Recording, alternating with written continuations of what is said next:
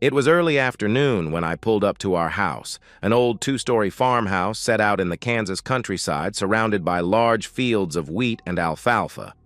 Before you ask, no, I'm not a farmer. For that matter, I wouldn't know one end of a tractor from another. The fields belong to someone else, thank God. My name is Bill Jacobs. Maybe you've heard of me or read some of my work. I'm an art critic whose weekly articles are syndicated in about 200 newspapers across the country and featured on a number of large mainstream websites. I do most of my work here, in this quaint country house my wife of 8 years, and I decided we would call home. I do spend some time on the road, about 1 to 3 days a week, depending on what it is I'm writing about at the time. My wife, Denise, works as a surgeon at the county hospital located in what the locals here call a town. Don't get me wrong, they're good people. Honest, decent, hard-working folks who take care of their families and try to do right. The kind of people who look you in the eye when they shake your hand. It's just that the town isn't quite what I'm used to, having lived in Southern California most of my life. I met her at an exhibit in Los Angeles. I was covering it for the paper I wrote for, and she was there taking a break from her studies. At the time, she was a student finishing her medical degree. I remembered that day as if it were yesterday. I was examining a piece of art, making notes on my pad when she approached me. "That's an interesting piece," she said. "Think so?" I asked. "Yes, I do," she responded. "What do you think?" Personally, I've seen more cerebral work done by 6-year-old children with crayons, I told her.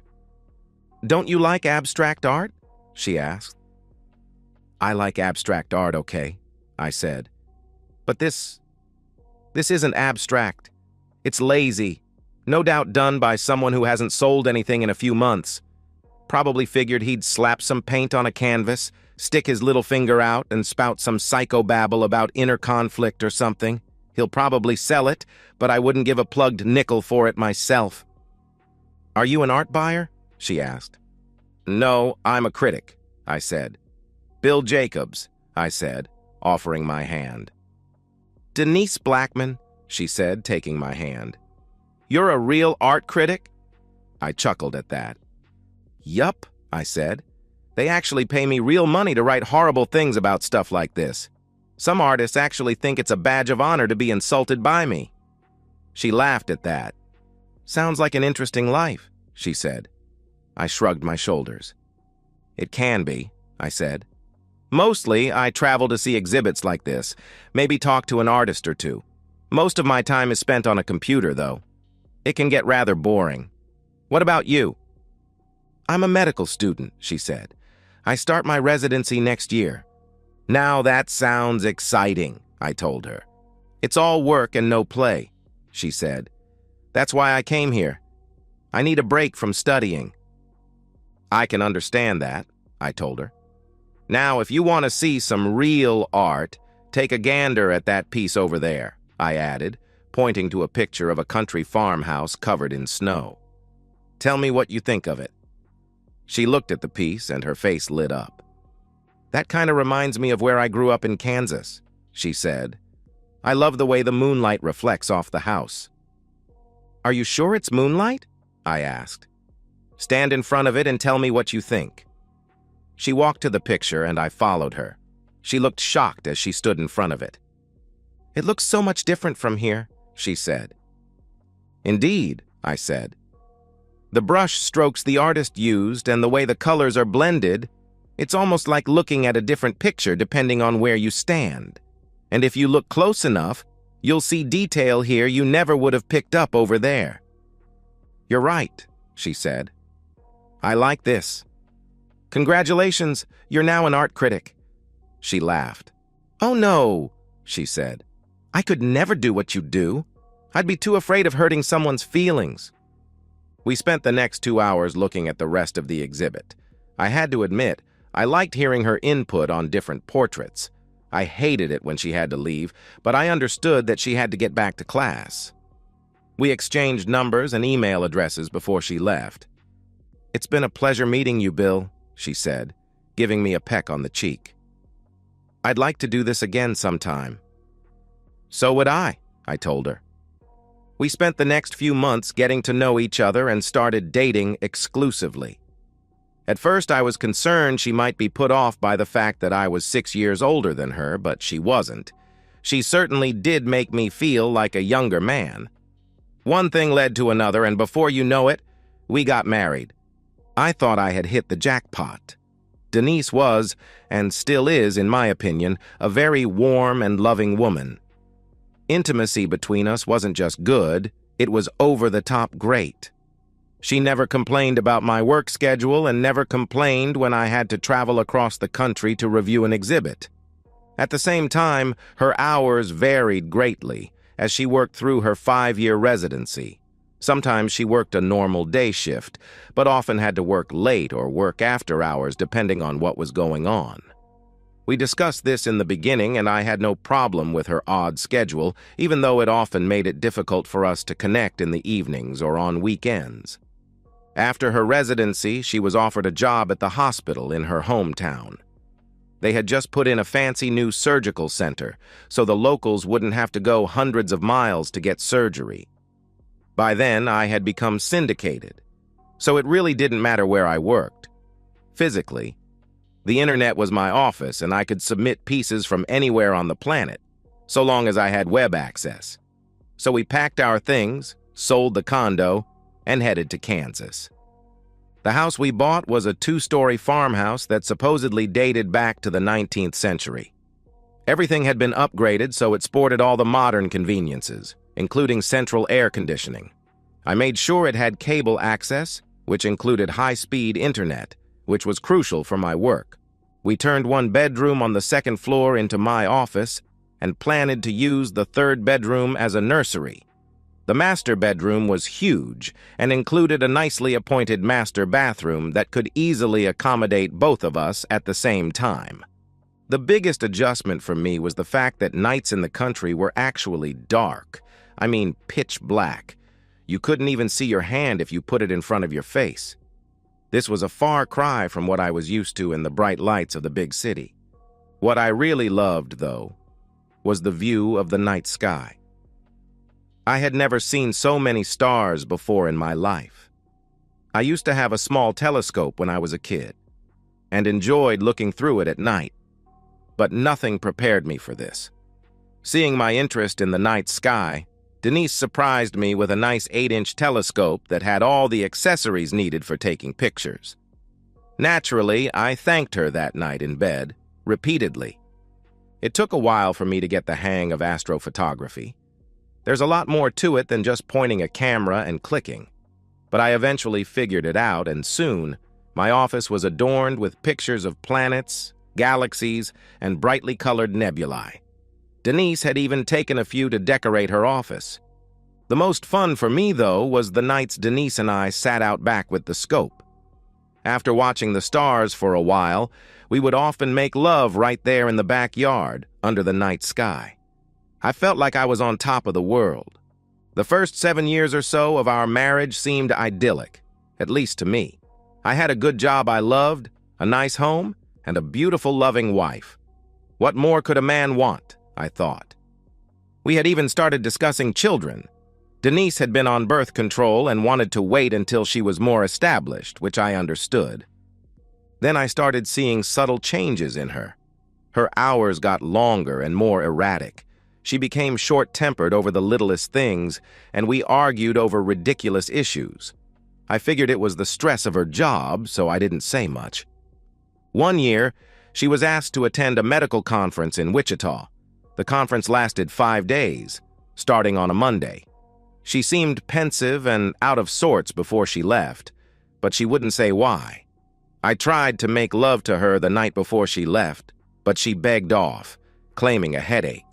The next day, she left, promising to call me every night.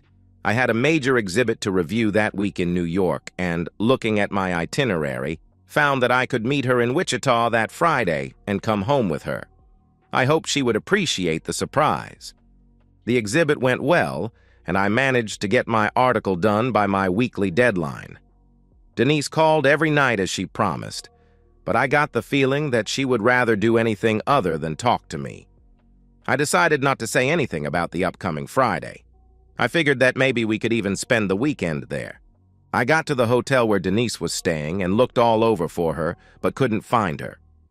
After verifying my identity, the hotel said she had not checked out of her room yet and might be in one of the conferences still taking place. So I placed a call. "Are you all right, Bill?" she asked in a quiet voice when she answered the call. "Yes," I said. "I thought I'd surprise you by stopping by on my way back from New York. I figured we could spend the weekend here and then go home together. Where are you? Are you in a seminar or something?" "Well, yes, I am," she said, sounding irritated. I could hear someone say something to her in the background, but I couldn't make out what was being said. I could tell Denise covered the phone so I couldn't hear her response, and wondered why she would do that. After a few moments, she uncovered the phone and spoke to me. "Listen, sweetie," she said. "That's so sweet of you to surprise me like this, but I'm afraid I won't be very good company right now." "Why's that?" I asked. "Well, I've been invited to observe a couple of procedures over at the hospital here by the head of surgery, so I'll be here for another day or so," she said. "I didn't know about it until just a couple of hours ago. I'm sorry. I'll be home Sunday night and we can make up for it then." "Yeah, okay," I said. "It's just that I've missed you all week." "I miss you too," she said. "Please go home and I'll see you Sunday night, okay? Promise." "Okay," I said. "See you then. Love you." "Love you too," she said. She didn't immediately close the connection, and I thought I heard her say something about dodging a bullet. It's possible I didn't hear her correctly, but that's what it sounded like. So I went back to the airport and caught a flight back home. To say I wasn't very happy was an understatement. For the first time in our married life, I began to wonder if she was cheating on me. Denise did get back on Sunday. Well, technically, it was actually Monday, at about 2:30 a.m. She tried to move quietly so as not to wake me up, but I was already awake. She put her suitcases in the closet, then went into the bathroom. She came out a few minutes later wearing a floor-length robe and climbed into bed. I couldn't help but notice the distinct odor of cigar smoke, aftershave, and something else when she tried to cuddle next to me. "Please go take a shower," I mumbled. "You smell like an ashtray." "I'm too tired to take a shower," she said. "Fine," I told her, getting up. "I'll go sleep on the couch." I grabbed my pillow and a blanket and headed downstairs. I didn't sleep too well that night, only drifting off a couple of times. I got up at 8 when Denise stumbled into the kitchen to start coffee. "Thought you were going to be home yesterday," I said. "I'm sorry," she said, wiping the sleep from her eyes. I could still detect the odor of cigars and aftershave, so I kept my distance. It went longer than I originally planned, and I had a hell of a time getting a flight last night. "Why were you such a sourpuss when I came in?" "Sorry. You know how sensitive I am to odors," I said. "I could smell cigar smoke and aftershave all over you when you came in this morning. What were you doing, anyway?" "Dr. Branstead took a smoke break on the way to the airport," she said. "I didn't even think that you might smell it on me." "And the aftershave?" I asked. "Was that his?" "Probably," she said. "You had to have been awful close to get it all over you like that," I said. "He gave me a goodbye hug when he dropped me off at the airport," she said. "That must have been some hug," I told her. "Look, nothing happened, all right?" she snapped. "You're mighty defensive over something that never happened," I said. "I just asked a simple question." "You're right," she said. "I'm sorry. I was wiped when I left there, and I was just too tired to even think about a shower when I got home." "So what's your schedule like?" I asked her. "I don't have to be at the hospital until 11 today. I'm meeting our new head of surgery, and then I have a couple of procedures this afternoon. I'll probably be late getting home." "All right. I'll order a pizza then. I'd better get to it and see what my week looks like." "Bill," Denise said as I turned to go upstairs, "I really am sorry we didn't connect this weekend." "Me too," I said with a wry smile. Maybe next weekend. As predicted, Denise didn't get home until after 8 p.m., and of course, she was exhausted. I didn't complain too much as I knew how hard she worked. I had an exhibit to review in Denver that week, so between that and her flaky schedule, we saw very little of each other that week. We did manage, however, to spend some time together over the weekend, but I sensed there was something else on Denise's mind. About a month or so later, Denise announced that we were invited to a social function the hospital was holding. The reason, she said, was to introduce the new regional director. So I got my best suit cleaned and accompanied her to the event. Denise looked stunning in her black dress, which highlighted her figure quite nicely. It wasn't risque by any means, but she still looked good enough to eat. I was proud to escort my lovely wife to the dinner that night, and that's where I met the new regional director, Dr. George Branstead. He came up to us when we arrived at the event, and I noticed that he appeared to be a bit older than me, with a full head of dark hair that showed some gray at the temples. He filled out his suit nicely and looked like someone who worked out.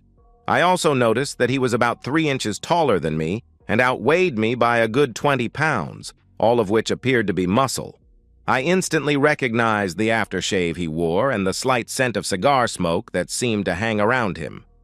"This must be the famous art critic Bill Jacobs," he said as he held out his hand. "I've heard a lot about you," he added as we shook hands. "In fact, I have you to thank for keeping me from making a bad decision." "How's that?" I asked. "Well, that article you wrote about the exhibit in Washington, D.C. a couple of years ago," he said. "My wife and I had been thinking about getting a couple of new pieces of art that were being shown there, but after you did that review, we changed our minds." "Glad to be of service. I take it you already know my wife from that conference in Wichita." "Yes, that's quite a woman you have there." I noticed the glances between them and wondered if there was something else going on. "Yes, I agree," I told him. "She's quite the surgeon. I have big plans for her and I'm quite sure she's up to the task," he said, looking at her. I noticed her face turning a bit red and wondered what it was that would embarrass her like that. The evening went fairly well. Dinner was nice, and we heard from several higher-ups about Dr. Branstead, how wonderful he was, how much he did for the community, blah, blah, blah. Then we were dismissed to enjoy the open bar and the dance floor. Denise and I danced several times, and she took a turn or two with Dr. Branstead. I watched as they danced, and it seemed to me they were a little closer to each other than I considered appropriate. More than once, I saw him whisper something to Denise, causing her to laugh. A couple of times, she glanced my way after he said something to her, and I wondered what it was they were discussing. He escorted her back to me and made a show of offering her hand to me. "I think it only fits the good doctor to have the last dance with her husband," he said with a smirk. I thanked him and took Denise's hand. I held her close as we danced, and I noticed the cigar and aftershave smell on her. I wondered if this was how she got his stink on her at Wichita. Finally, the dance was over and we left. Looking around, I saw Branstead leaving the venue alone and wondered where his wife was. We left and drove home. "I noticed George was alone tonight," I said. "What happened to his wife?" "He said she wasn't feeling good enough to come," Denise said. "You two seem to hit it off nice," I told her. "Do I have anything to be worried about?" "Of course not," she said. "You're the only one I love." "I'm glad to hear that," I said. "And you're the only one I love. So, what are these so-called big plans he has for you?" "There's been talk of having surgeons travel to do procedures at different hospitals in the area. I just happen to be on the list." "I see." It sounded to me like he had something else in mind. "I don't know what that could be," she said. I had never caught her in a lie before, but something about all this didn't sit right with me. I decided to drop the subject until I had more information. Things were a bit strained over the next couple of months. Denise's schedule was even worse than before. She was placed on a team that saw her traveling to clinics and hospitals throughout this part of the state, and I had no idea when she would be working. We hardly ever saw each other, and when we did, it was only to say hello and goodbye. Frustrated, I tried to get her to change her schedule so we could spend time together, but it seemed that she was more concerned about working her way up the ladder than anything else. Something about all of this didn't quite pass my reporter's smell test. Part of me thought about hiring a private investigator, but a couple of things stopped me. First of all, if she was innocent, she would be royally pissed over me spying on her, and with good cause. Second, I didn't want to spend a lot of money only to find out nothing was going on. Fortunately, I had a lot of friends in the news business who were investigative reporters, something Denise didn't know. So I reached out to a couple to see what they could dig up on Dr. Branstad and his traveling medicine show. I was in Seattle reviewing an exhibit when I got a call from Denise telling me she would be in Topeka for the weekend for some kind of meeting. I had just about had it with all of this, and it took everything I had to hold my temper. "I'm sorry. I know you were planning for us to get away when you got back from Seattle this weekend. I'll make it up to you." God, if I only had a nickel for every time I heard that phrase, I thought. I counted to 10 before responding. "Bill?" she asked when I didn't respond. "Are you there?" "I'm here. Who else is going to this meeting?" "Well, Dr. Branstad," she said. Of course, I thought to myself. There's several others I know, some from my hospital and others from hospitals across the state. "Okay, you gotta do what you gotta do. I'm not happy, but I understand." "You're the best. I love you," she replied. "Love you too," I said before we ended the call. This shit has to stop, I thought as I put my phone away. I finished going through the exhibit and made my way to the hotel. As I was eating, my phone rang again. It was Ralph Williams, a friend of mine who works as a reporter for the Kansas City Star. "Hello," I said. "Hey, Bill, how's it hanging?" "Yup," I said, causing him to chuckle. "That good, huh?" he asked sarcastically. "Pretty much. You find something?" "I sure did. Your Dr. George Branstad is quite the guy." "Is that a good thing or a bad thing?" I asked. "Well, let's put it this way. He's richer than God, married to a trophy wife who can't stand him, knows everyone who's anyone, and has a well-deserved reputation as a philanderer. He loves married women, by the way, in more ways than one, if you catch my drift." "Unfortunately, I do," I said. "Rumor mill has it that he's currently seeing a cute little blonde-haired surgeon from the middle of the state," he said, causing my heart to sink. "You have a name for this blonde surgeon?" I asked. "No, I don't, but I can tell you she's a real corn-fed Kansas farm girl, cute as a button from the photos I saw." "Photos? You have photos?" "Yeah, sure do. They were spotted at a gathering of healthcare pros here a few weeks back. Looked pretty chummy with each other if you ask me." "Can you email me some of those photos?" I asked. "Sure, I will be happy to." "Thanks, Ralph. I appreciate it." "Anytime, old friend. By the way, turns out the good doctor was caught in a scandal out west a few years ago." "What kind of a scandal?" I asked. "The kind that sees big-name doctors get a polite shove out the door, if you know what I mean. I don't have all the details, but I know someone who does. I'll send you her info with the pictures. She writes for a society gossip blog out in California. She's expecting your call." "Thanks," I said before ending the call. I remembered Denise telling me she had a meeting in Kansas City a month or so ago, but she never mentioned being with George. I heard my phone ding, indicating I had an email. I dreaded looking, but I opened the email and took a look at the photos, expecting the worst. Sure enough, there was my Denise, sitting in a hotel restaurant with George Branstad. One photo showed them kissing and another showed them walking away, holding hands. This was no professional relationship. I felt like I had just been punched in the stomach. How long had this been going on, I wondered. Was she in love with him? How could she do this to us? So many questions went through my mind I couldn't even think straight. I had one more call to make, so I rang the number for Linda Carson, the blogger Ralph told me about. "Linda Carson?" she said when she answered the phone. I introduced myself to her and told her Ralph had referred her to me. Yes, I've been expecting your call. You're curious about George Branstead? Yeah. What can you tell me? Well, he was caught screwing a co-ed in his office about 8 or 9 years ago. He got the boot, and now I hear he's in Kansas. Do you know the name of the co-ed he was caught with? I asked. Yes, I do. It never made it into my report, though. The school was adamant that her name be kept out of my report. Let me look here just a minute. Ah, here it is. Denise Blackman. I thought I was going to get sick. Are you sure? I asked. Absolutely. Why? Do you know her? That's my wife's maiden name. When did this happen? I'm sorry to hear that. Hold on. Let me look at my notes. Here it is, she said, giving me the date. I brought up the archive of my day planner and checked. It was the day I first met her at the exhibit. Damn. I thanked Linda for the information and ended the call. Somehow, I managed to get through my dinner, then went to my room and finished my article for the week. I got it submitted just in time and decided to check out and go home. I needed answers, but none came to me.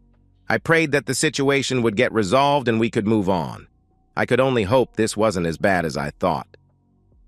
I got home early Friday afternoon, grabbed the mail out of the box by the road and went inside.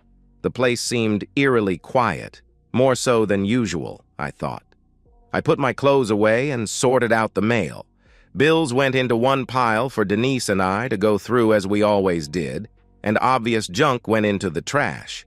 There was a beige-colored envelope addressed to me in a well-done calligraphy from someplace called Ramnusia Gallery. I never heard of the place, so I opened the letter. According to the invitation, I had been invited to an exclusive showing at 5 p.m. that evening. I looked at the address and realized it was local. Strange, I thought. I never knew there was an art gallery in town. Perhaps it was just established and the owner wanted to give me a preview. What the hell, I thought. It would take my mind off Denise for a little while. I pulled up to the large, 2-story Victorian house right at 5 and was surprised when the door opened before I could knock. I stood face to face with a slim, petite blonde who didn't look to be more than 25 years old. Mr. Jacobs, right on time. I appreciate punctuality. Please come in. I followed her inside. After she closed the door, she turned to look at me. My name is Adrestia Ramnusia. Welcome to my gallery, she told me, extending her hand. A pleasure to meet you. I didn't know this little town had an art gallery, I said. She smiled and flipped a strand of hair out of her face. Trust me, Mr. Jacobs, there's nothing like it anywhere else in the world. Please call me Bill, I said. Okay, I will, Bill, and you can either call me Adrestia or Dr. A. Adrestia. That's an interesting name. I've been called many things over the years. Please feel free to look around if you wish. I took her up on her offer and looked at the portraits on the walls. All of them had a strange, near-photographic quality to them, and all of them appeared to be of people facing their inevitable demise. It was the most macabre collection of portraits I had ever seen in my life. I looked at them, trying to determine who the artist was, but I was unable to decipher the markings in the lower right corner. I ended up in front of a portrait of a woman who appeared to be falling backward. Her eyes were wide open, and her hair appeared to be flying in front of her face. Her mouth was open in a silent scream as she realized the end was near. This is a rather strange collection. Do you sell many of these? These aren't for sale. They're for posterity. This portrait is one of our most recent. They look so realistic. Who painted these? Some of them painted themselves, she said. I looked at her, shocked. How was that even possible? So if these portraits aren't for sale, how do you stay open? I asked. Money isn't an issue. You could say we have, well, deep pockets. Very deep pockets. After a few awkward moments of silence, she spoke again. Oh, I understand. You thought I invited you here to write up a review? Isn't that why you sent me that invitation? I asked. She smiled and shook her head. No, it's not. I'm sorry if you got the wrong impression. Actually, I have something here just for you. Please come with me. I followed her through a set of double doors into a room that contained a covered portrait on an easel and 2 chairs with a round table between them. Please, have a seat, she told me, gesturing to the chair on the right-hand side of the table. I sat and watched as she went to the portrait and removed the cover. To say I was shocked was an understatement. There in the portrait was Denise, wearing a sexy black dress showing a lot of cleavage. Her hair was well done, and her nails were painted a deep red. I noticed her rings were missing from her left hand, which happened to be on top of another hand attached to, you guessed it, George Branstead. She smiled as she gazed at George with a look that screamed, "F me." It was a look I had seen many times since we first met. I sat back in the chair, shocked. But this was a painting, not a photograph.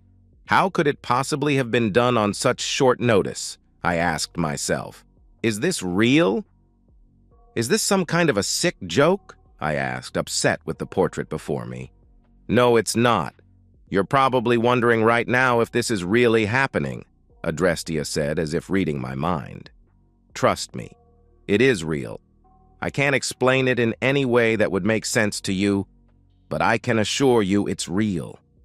She covered the portrait and sat in the chair next to me. I know this is a terrible shock to you, she said. I nodded my head, feeling numb. Yes, I stammered. I also know you've suspected your wife has been cheating for a while, but you've gotten no real proof, she said. How would you know that? I asked. It's my job to know, she told me. Who in the hell is this woman? I asked myself.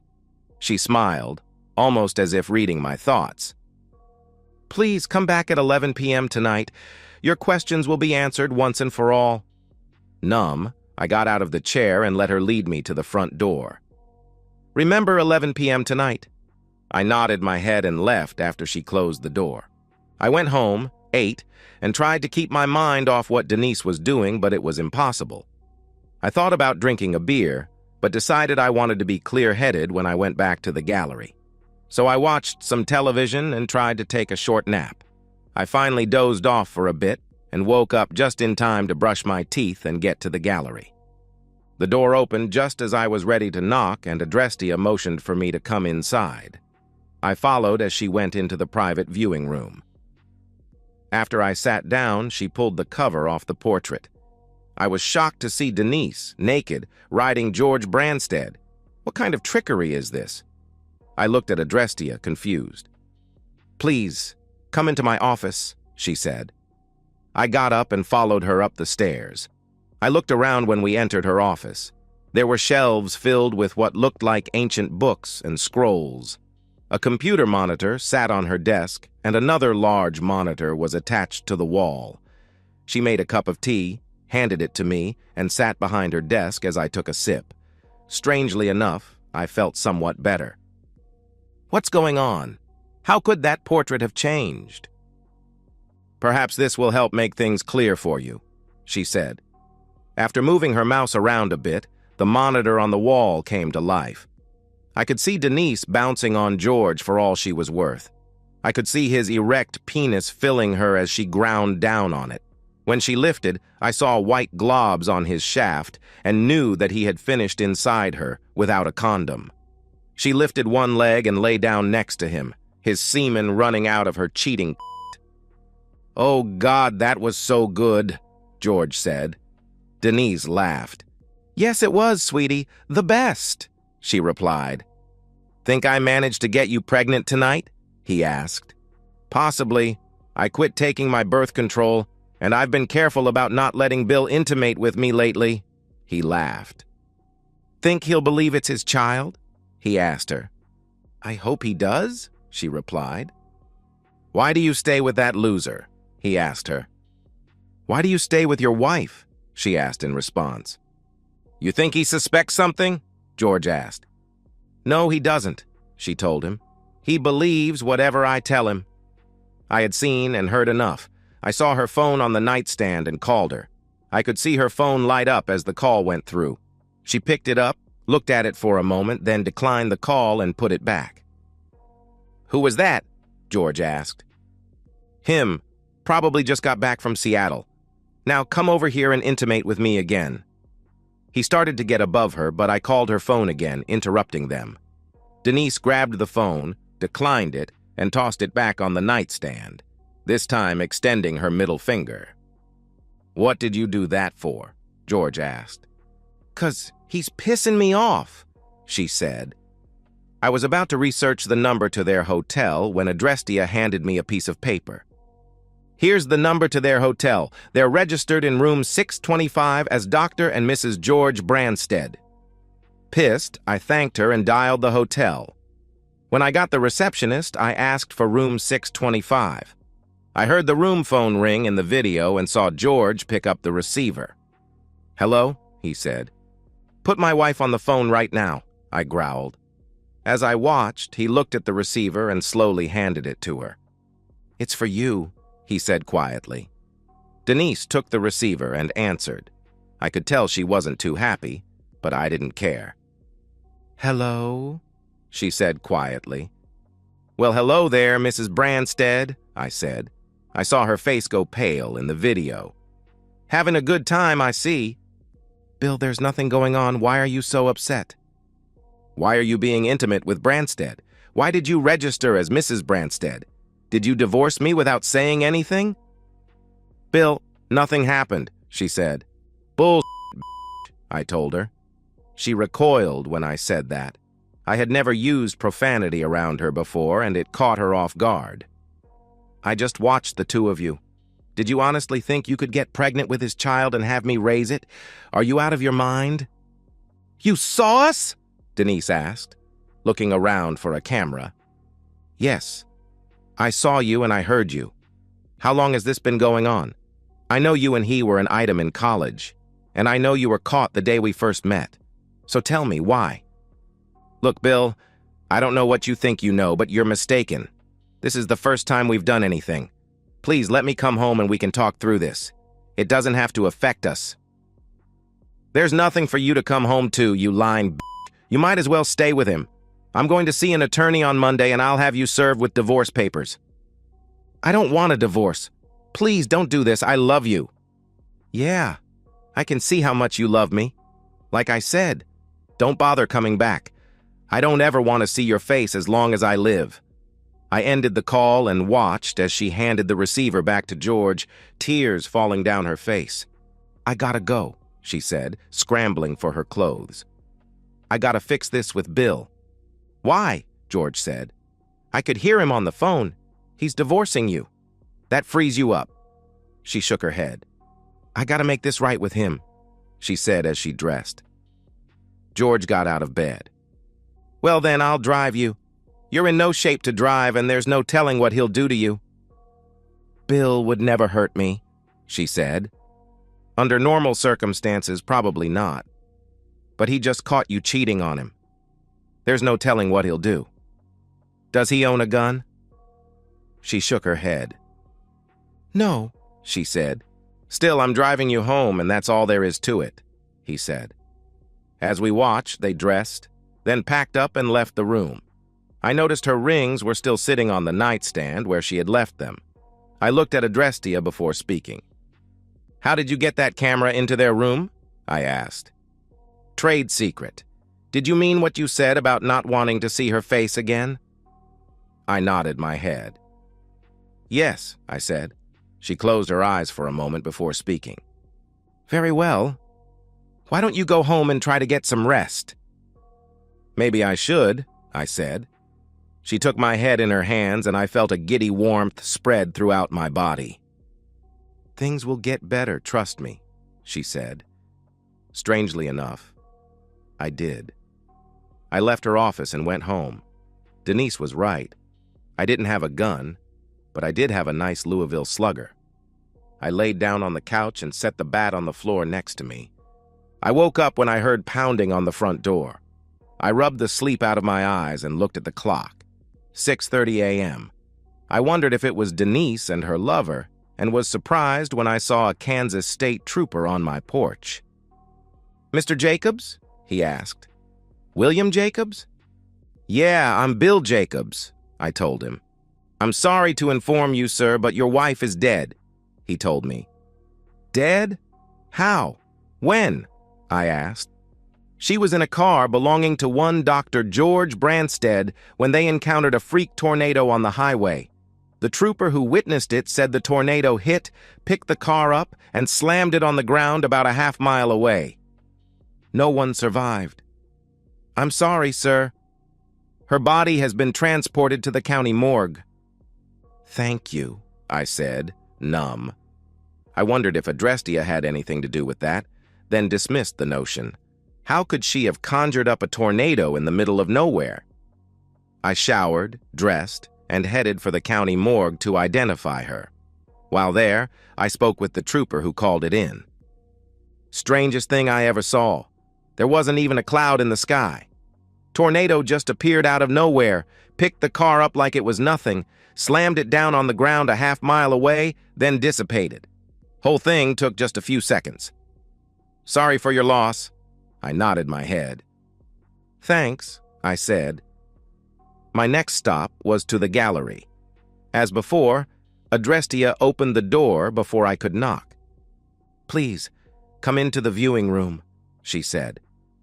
We went inside and she uncovered the portrait.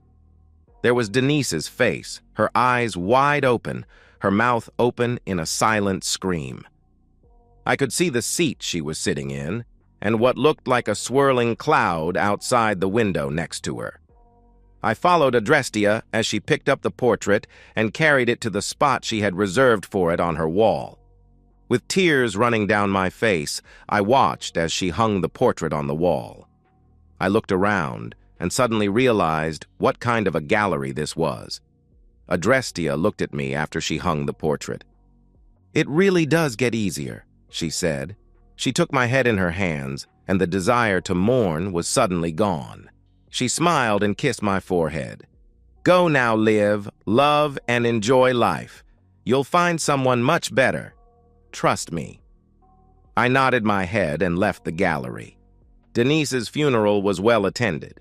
She had made a lot of friends at the hospital, and most of them were there, along with her parents, who were stunned to hear that she had died in a tornado.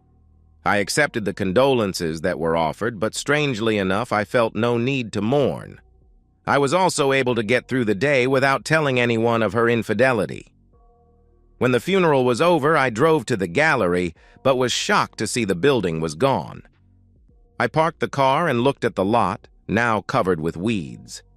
I verified the address and looked around, but didn't see anyone else out and about. Was it all a dream? I asked myself. "No," I heard Adrestia's voice say in my head. "It was real," she said in my mind. I nodded my head and went back home.